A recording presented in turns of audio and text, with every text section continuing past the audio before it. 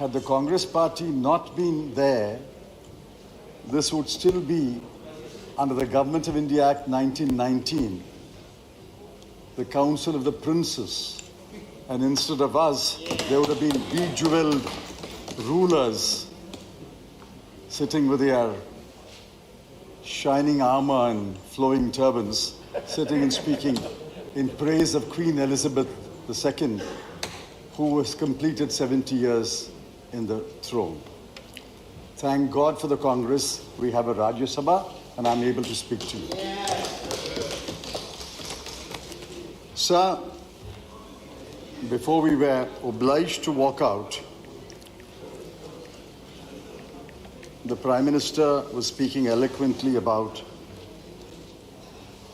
jobs and employment. I want to humbly submit to him a statistic which he should use in his next speech. As on 31/3/21, there were 8,72,243 vacancies in the central government. 8,72,243 vacancies. And the almighty Government of India recruited 78,264 persons to these vacancies, leaving nearly 8 lakh vacancies vacant as of today. This is a statistic which I am sure the Prime Minister will welcome, and he will use it in his next speech. So there was much I liked about the budget, but since I've decided to speak only for a few minutes, I'll leave it to my friends. But the best thing I liked about the Honorable Finance Minister's budget speech was it was her shortest speech, 90 minutes. Thank you, Madam. And returning the compliment, I will also keep my reply very short. Firstly, sir, you would have seen that disruption is the way for change and innovation. There is disruption today in business, disruption in science, disruption in technology, disruption in every activity, because disruption creates innovation, creates the urge to bring about a change. I'm a member of the Tukde-tukde gang, which is the Hindi version of the word disruption. I'm not worried because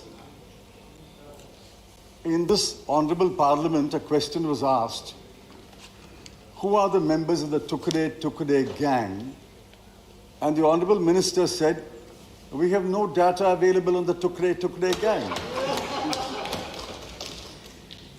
There is no data available on the Tukde-tukde gang. There is no data available on oxygen shortage deaths.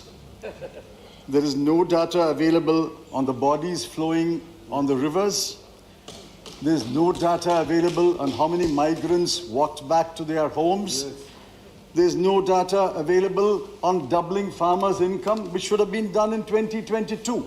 Yes, yes. This is a no data available government, otherwise NDA government. But I have some data, sir. And I want you and the Honorable House to look at this data. Last year, the Honorable Finance Minister projected the 21-22 fiscal deficit at 6.8%. I cautioned, saying it will not be contained in 6.8%. They said we'll do better than 6.8%. They've actually done better than 6.8. They have done 6.9. On disinvestment, the target was fixed as 1,75,000 crore. I caution that this will be indiscriminate disinvestment. This will be mindless disinvestment. I'm grateful to the government for accepting our caution and collecting only 78,000 crore as against the target of 1,75,000. On capital expenditure, let's look at some very important data. In 21-22, the budget estimates projected capital expenditure as 5,54,236 crore. Because this budget also lays great emphasis on capital expenditure. That the government's capital expenditure will drive growth. Government's capital expenditure will crowd in private investment. I've seen a number of statements made by the Honorable Minister as well as her officers. So I think it's very important we look at capital expenditure. Now the budget estimate for 21-22 was 5,54,236 crore. But the revised estimate came as a pleasant surprise. It was 6,02,711 crore. I was pleasantly surprised until we get into the finer print and we found that the 6,02,711 includes a one-time debt payment of Air India of 51,971 crore. That is capital. That is not a capital expenditure. That is repaying the bank. And if you deduct that amount, it will be 5 lakhs. About 5,52,000 crore, which is less than the budget estimate. I could go on and give a lot of data, but I won't burden my speech with more data. Let's look at some other things.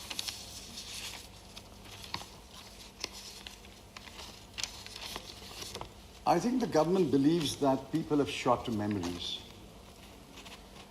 I'm grateful to my friend, Swaminathan Iyer, who pointed out in a recent article, 2 years ago, government promised to privatize BPCL, Container Corporation of India, and the Shipping Corporation of India. There was no word in this year's budget on what progress they have made. Last year, the Honorable Finance Minister said she will privatize 2 public sector banks and 1 insurance company. There's no word in this budget about what happened. Last year, for the 3rd time, they promoted what is called a national monetization pipeline. It had different names in different years. And they said, we will raise 600,000 crore, 6 lakh crore of old infrastructure will be sold over 4 years. 1 year has passed, there's no word on that. The railway said 151 passenger trains on 109 routes will be bid out to private sector. There was a tremendous response to this announcement. Do you know how many people responded, sir? 0. 0 bids for this announcement. Why do you make these announcements? Some of them are bad announcements. Some of them may be good announcements. Why do you make these announcements if you do not have the capacity to execute any of these announcements? That's why we don't take these announcements seriously. We only look at the outcome budget. There is no purpose at all in looking at this government's proposals in the budget. I only want to look at the outcome budget. Now, sir, I believe the government must have an overarching economic philosophy. You may criticize it, you may say it's good philosophy, bad philosophy, but I think it's very essential a government must have an overarching economic philosophy. My party has one, and we said so when we released the manifesto for 2019. It's based on 3 W's. The first W, work. The second W, welfare. The third W, wealth. We are not against the creation of wealth. Wealth must be created. But work, jobs must be created. Welfare must be promoted. Now let's take jobs. I'm going to leave the others to my friends. Let's take jobs. We have a population of 139 crore people, of which the workforce is 94 crore. But the labor force participation rate, which is defined as a proportion of the total population, is 37.5%, which translates to 52 crore. Of the workforce, only 52 crore have some kind of a job, regular or irregular. The median age of India is 28.43. 50% of Indians are below the age of 28.43 and presumably looking for jobs. The government promised 2 crore jobs a year. They should report to us how many jobs were created. According to the CMI's data on unemployment, which is the only reliable data, because the government does not put out data on unemployment anymore, urban unemployment this morning was 7.9%. Rural unemployment was 6.54%. And the budget speech had one statement about job creation, that through Gati Shakti and infrastructure, 60 lakh jobs will be created in 5 years. So that is about 12 lakh jobs a year. The annual addition to the labor force is 47.5 lakhs. If 47.5 lakh people are coming into the labor force, workforce every year, and you are creating 12 lakh jobs, what will the rest do? What will the rest do? The answer is very simple. They will fry and sell pakoras. Sir, finally, I believe that every budget is contextual. What is the context in which we are? What is the context of the Indian economy today? There is an old Tamil verse, and I won't recite it. It's attributed to Nanneri, work composed by Shivaprakaša. Sometimes it is attributed to Thiruvarutpa of Vallalar. But the key words are Idam, Porul, Eval, Kalam. In English, you can say context. Idam, Porul, Eval, Kalam. Tamil is a very rich language. What is context has been explained in beautiful 4 words. Idam, Porul, Eval, Kalam. Economic policy is contextual. What is the context today? In 2016-17, India's GDP grew by 8.3%. In 2019-20, it's slid down year by year to 3.7%. And in 2020-21, the pandemic year, we hit a recession. I will leave out that year. But in 4 years, this government has brought down the growth rate, pre-pandemic, brought down the growth rate from 8.3% to 3.7%. In 2019-20, the GDP in constant terms was 145 lakh crore rupees. In 2020-21, the pandemic year, it came down to 135 lakh crore. We are growing only when we go back to 145 lakh crore. That's all what 145 lakh crore is the last benchmark that we hit. India is growing only when it gets back to 145 lakh crore Plus. in constant prices and grows higher. We have not reached that stage. Government claims we are running fast, but we are running fast to stay in the same place. You have to run fast to go ahead. You can't run fast in the same place. This is not a treadmill. Sir, the budget papers say nominal growth in the next year, 22-23, will be 11.1%. I heard the new chief economic advisor say real growth will be 8%. Now, the Honorable Finance Minister must clarify to this House, which is correct. If will nominal growth be 11.1 and real growth be 8? In which event is the Honorable Finance Minister assuring this House that inflation will be only about 3.1? Correct. One of the numbers is wrong. Either the budget number of nominal growth rate at 11.1 is wrong, or the new chief economic advisor's prediction that real growth will be 8% is wrong. This has to be clarified. Sir, I said I support creation of wealth, but we have to create work and we have to promote welfare. Let me end by what the government has done for welfare or not done for welfare in this context. Well, let's lay the context. India's economy is not yet recovered to the level of the pre-pandemic year. Everybody will agree with that. In the last 2 years, millions of jobs have been lost. 60 lakh MSMEs have been closed down, according to the Association of MSMEs. 60 lakh MSMEs have been closed down. 84% of households have suffered a loss of income. Per capita income has declined. Per capita expenditure has declined. 4.6 crore people have been pushed into extreme poverty.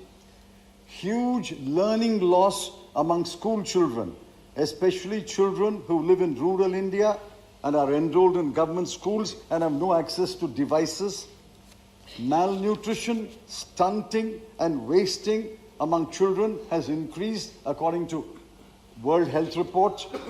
And India's rank in the Global Hunger Index has fallen to 101 out of 116 countries. WPI inflation is estimated by the government's own numbers as over 12% and CPI inflation at 5.3%. There is flight of talent from India, business talent, engineering talent, medical talent, science talent is fleeing India. There's an emergence of monopolies and duopolies. There's crony capitalism. Top 10% of India garner 57% of the national income and hold 77% of the nation's wealth. Shame. 102 billionaires have become 142 billionaires, and the 142 billionaires' wealth has increased from 23 lakh crore rupees to 53 lakh crore rupees in 2 years. This is the context of India. In this context, what has the budget done for welfare? Subsidy for petroleum for this year and the next year from 6,517 crore cut to 5,813 crore. Fertilizer from 1,40,000 crore to 1,05,000 crore. Food from 2,86,219 crore to 2,06,481 crore.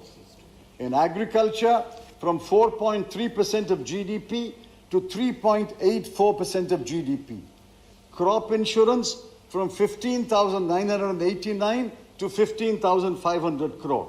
And Maganrega from 98,000 crore to 73,000 crore. Welfare has been thrown to the wind. Work has not been created. Welfare has been thrown to the wind. And you say, we are creating wealth. You are creating wealth for whom? For the 142 billionaires? Yes, yes. Or for the crony capitalists? Yes. Who are you creating wealth for? If wealth is not shared, what is the point of creating wealth? Yes. Sir, this government has forgotten the poor. The word poor occurs twice in the budget. The word jobs occurs thrice in the budget. One name occurs 6 times, and I compliment the finance minister for being loyal to her prime minister.